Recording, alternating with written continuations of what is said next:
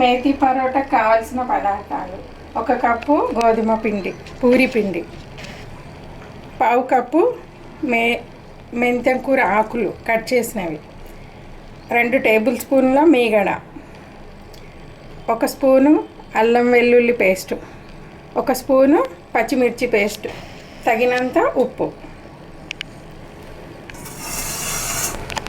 మనము ముందుగా పూరి పిండిని బౌల్లో వేసుకోవాలి. 1 స్పూను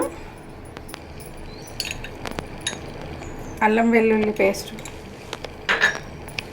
1 స్పూను పచ్చిమిర్చి పేస్ట్, పావు కప్పు మెంతెం కూర ఆకులు కట్ చేసినవి, 2 స్పూన్ల మీగడ,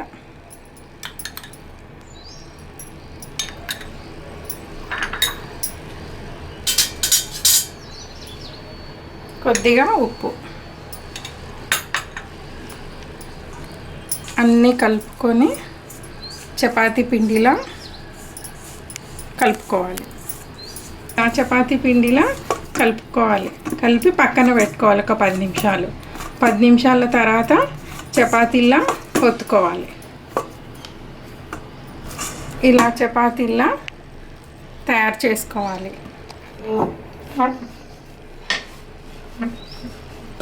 ఇలా చపాతీలా ఒత్తుకోవాలి.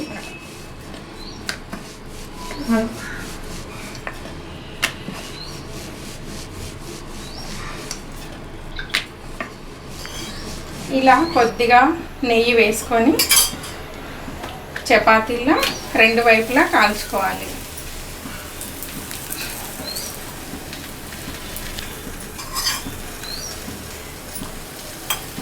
మేతి పరోటా రెడీ అయ్యింది. రైతాతో సర్వ్ చేసుకుంటే చాలా బాగుంటుంది.